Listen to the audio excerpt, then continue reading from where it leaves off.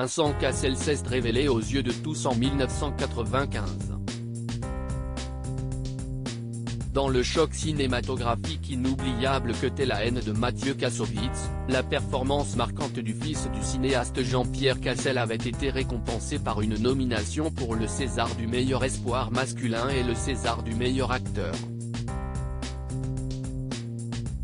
Mais avant cette reconnaissance, qui lancera sa carrière au cinéma et fera de lui une star internationale, son petit frère, plus jeune de 3 ans, était plus célèbre que lui.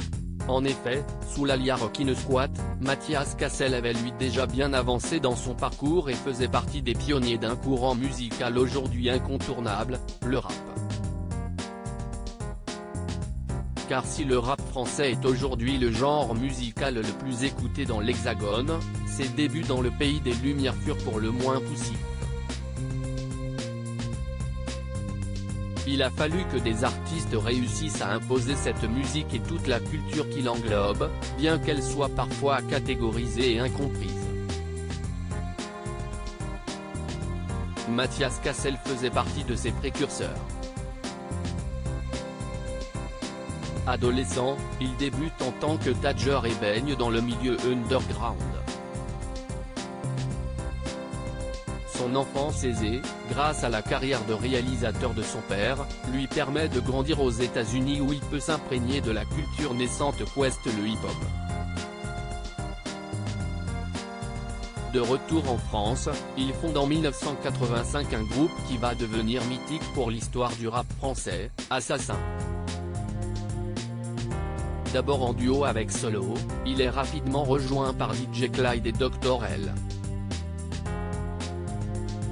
Et si le rap français est encore balbutiant, Assassin va lui donner un sacré coup d'accélérateur, au même titre que des groupes comme IAM ou Supreme NTM.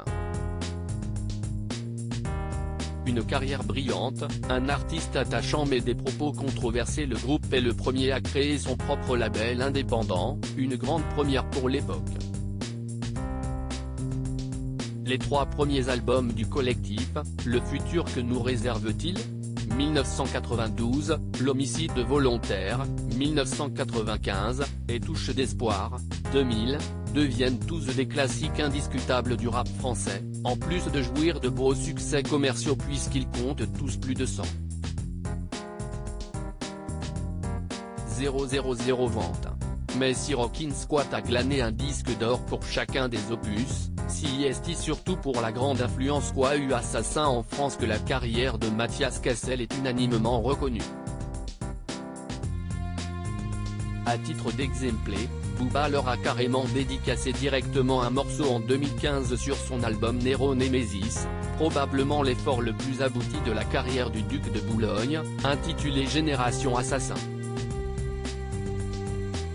Car si vous pensiez que Vincent Cassel, habitué des coups de gueule, fait dans le politiquement incorrect, il est un enfant de cœur comparé à Mathias. Assassin a toujours fait de son rap anti-système une arme politique et saine et servi pour dénoncer certaines tendances ou soutenir d'autres causes, mais il y a parfois eu des dérives. Au cours des années 2000, la carrière du groupe périclite. Le label ferme et Rockin' Squat se lance en solo. Malheureusement, la politique laisse parfois place à des théories du complot fumeuses. Illuminati, nouvel ordre mondial et antisémitisme remplacent écologie, paix dans le monde et droits des femmes.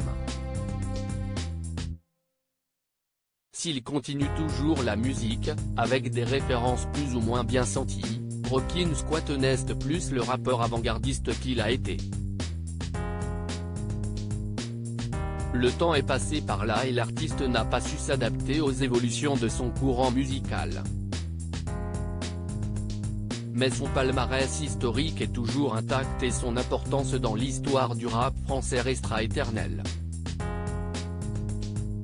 Si Vincent a pris la lumière, Mathias préfère lui rester dans l'ombre. Et si est sûrement mieux comme ça.